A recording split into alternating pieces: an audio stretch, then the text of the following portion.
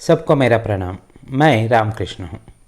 आज मैं स्ववृत्त लेखन के बारे में बताने वाला हूँ। क्या है यह स्ववृत्त? स्ववृत्त का मतलब है खुद के बारे में लिखना, मतलब हमारा ಬಯೋಡೇಟಾ। ಬಯೋಡೇಟಾ ಅಂತ ನಾವೇನು ಹೇಳ್ತೀವಲ್ಲ ಅದನ್ನೇ ನಾವು ಸ್ವವೃತ್ತ ಅಂತ ಹೇಳ್ತೀವಿ। किस प्रकार स्ववृत्त लिखा जाता है? लिखने से पहले किन किन बातों की ओर हमें ध्यान देने की आवश्यकता है, एक एक करके देखेंगे और उसके बाद एक स्ववृत्त का नमूना भी हम देखेंगे। एक अच्छा स्ववृत्त नियुक्तिकर्ता के मन में उम्मीदवार के प्रति अच्छी और सकारात्मक धारणा उत्पन्न करता है। अगर आपका स्ववृत्त अच्छा है तो जो नियुक्तिकर्ता एम्प्लॉयर जो होते हैं ना, उनके मन में हमारे प्रति यानी कि उम्मीदवार का मतलब यहाँ कैंडिडेट, उम्मीदवार के प्रति एक सकारात्मक धारणा उत्पन्न करती है। इसलिए आपका स्ववृत्त अच्छा होना, आप अच्छे हैं हमें पता है, लेकिन इसे कैसे बताएंगे? आप अपने स्ववृत्ति के द्वारा। नौकरी में सफलता के लिए योग्यता और व्यक्तित्व के साथ साथ स्ववृत्त निर्माण की कला में निपुणता भी आवश्यक है। अगर आपको कोई नौकरी पानी है तो उसमें सफलता पाने के लिए सबसे ज़रूरी है आप में योग्यता हो। योग्यता ಅಂದರೆ ಕೆಪಾಸಿಟಿ ನಿಮ್ಮಲ್ಲಿ ಇರಬೇಕು, ಕೆಲಸ ಮಾಡೋ ಕೆಪಾಸಿಟಿ, और आपका व्यक्तित्व अच्छा होना चाहिए। ये दो चीज़ें ज़रूरी है। इन दो चीज़ों के साथ साथ आपको स्ववृत्त निर्माण की कला में भी निपुणता की आवश्यकता है, क्योंकि आप में जो योग्यता है, आपका जो इतना अच्छा व्यक्तित्व है, तो नियुक्तिकर्ता को कैसे पता चलेगा? आपके स्ववृत्ति के माध्यम से। इसीलिए स्ववृत्त लेखन में भी आपको निपुणता हासिल करने की ज़रूरत है। ನಿಮ್ಮ ಬಯೋಡೇಟಾದಲ್ಲಿ ಏನಿದೆ ಅನ್ನೋದು, ನಿಮ್ಮಲ್ಲಿರೋ ಕ್ವಾಲಿಟೀಸನ್ನ ನೀವು ಹೇಳಬೇಕಾಗಿರೋದು ಯಾವುದು? ನಿಮ್ಮ ಬಯೋಡೇಟಾದಲ್ಲಿ ನಿಮ್ಗೆ ಚೆನ್ನಾಗಿ ಕೆಲಸ ಮಾಡ್ತೀರಾ ಅಂತ ಹೇಳಿದ ಕೂಡಲೇ ಅವರು ನಂಬೋದಿಲ್ಲ। ಹೇಗೆ ಹೇಳಬೇಕು ಅದನ್ನು? ನಿಮ್ಮ ಬಯೋಡೇಟಾದಲ್ಲಿ ಹೇಳಬೇಕು। ನನಗೆ ಬರುತ್ತಪ್ಪ, ನಾನು ಯಾಕೆ ನನ್ನನ್ನು ಹೊಗಳೋಕೋಬೇಕು ಅಂತ ಸುಮ್ಮನೆ ಕೂತ್ಕೊಂಡ್ರೆ ಅಲ್ಲಿ ಕೆಲಸ ಆಗೋದಿಲ್ಲ। ಹಮೆ ಬತಾನೆ ಕಿ ಅವಶ್ಯಕತಾ ಹೇ। ನಮ್ಮಲ್ಲಿ ಪಾಸಿಟಿವ್ ಏನಿದೆ ಅದನ್ನು ನಾವು प्रोजेक्ट ಮಾಡಲೇಬೇಕಾಗುತ್ತೆ। कहाँ आप इन सभी बातों को बता सकते हैं? अपने स्ववृत्त में, बायोडेटा में। स्ववृत्त में किसी विशेष प्रयोजन को ध्यान में रखकर सिलसिलेवार ढंग से सूचनाएं संकलित की जाती है। तो हमें एक क्रम में सूचनाएं देनी पड़ती है। स्ववृत्त में ईमानदारी होनी चाहिए। जब आप अपना स्ववृत्त लिख रहे हैं, ನಿಮ್ಮ ಬಯೋಡೇಟಾ ನೀವು ಬರಿತಾ ಇದ್ದಾಗೆ उसमें ईमानदारी की सख्त ज़रूरत है। ಪ್ರಾಮಾಣಿಕತೆಯಿಂದ ಬರಿಬೇಕು, ಸುಳ್ಳನ್ನು ಬರೆಯೋ ಹಾಗಿಲ್ಲ। किसी भी प्रकार के झूठे दावे या अतिशयोक्ति से बचना चाहिए। यहाँ झूठा विवरण नहीं देना है और अतिशयोक्ति की आवश्यकता नहीं है। आप कोई कविता या काव्य नहीं लिख रहे हैं, आप अपने बारे में लिख रहे हैं। जो सच है, जो वास्तव में है, उसी को वहाँ प्रस्तुत करना है। अतिशयोक्ति के साथ लिखने की कोई ज़रूरत नहीं। अगर आप ऐसा लिखेंगे वह झूठा स्ववृत्त ही कहलाएगा और आप अपनी नौकरी पाने में असफल हो जाएंगे।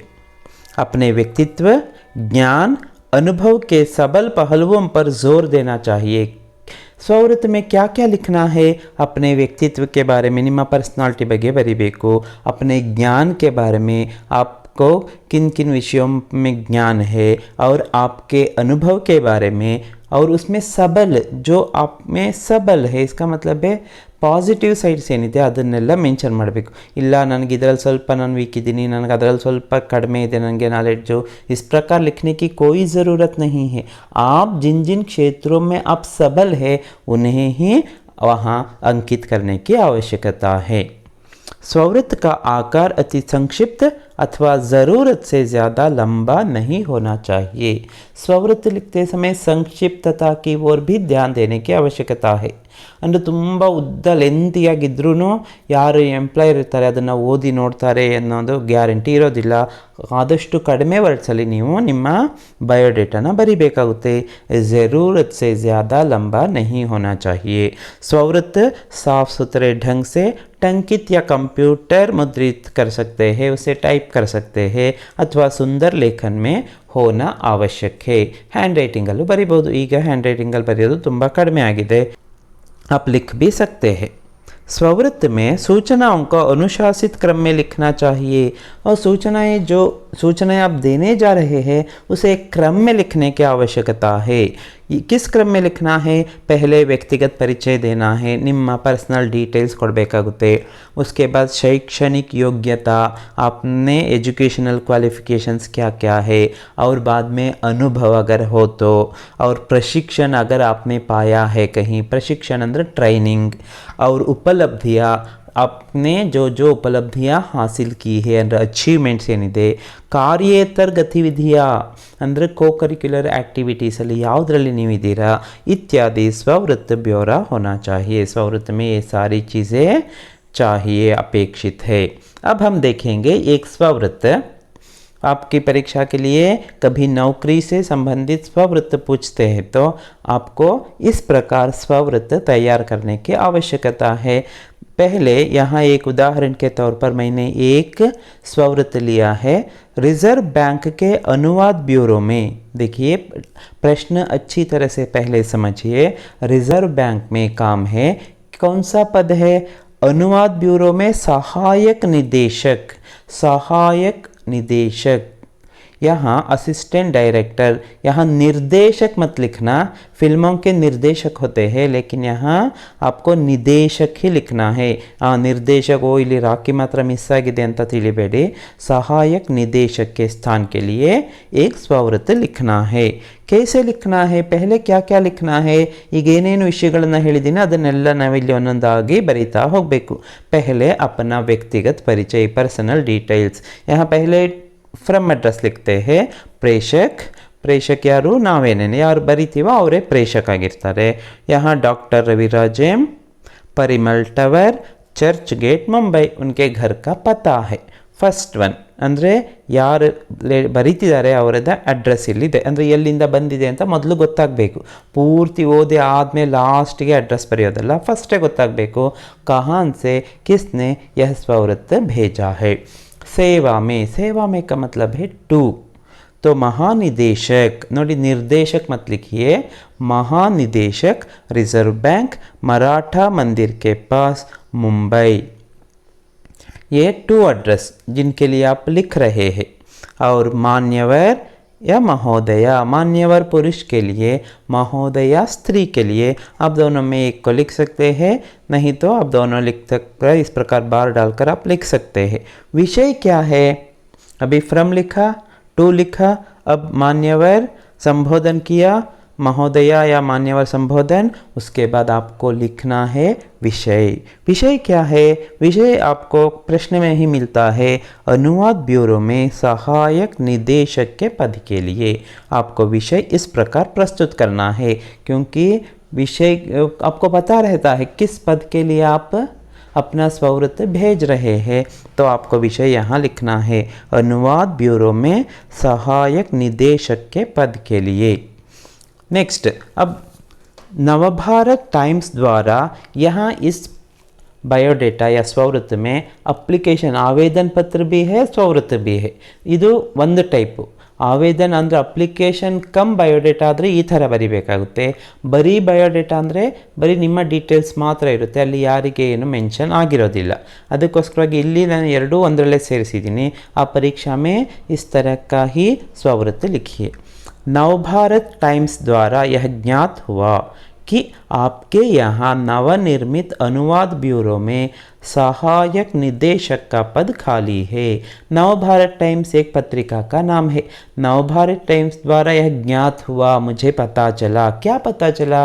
कि आपके यहाँ अंदर निम्मली नवनिर्मित अनुवाद ब्यूरो का अभी निर्माण हुआ है, शुरू हुआ है.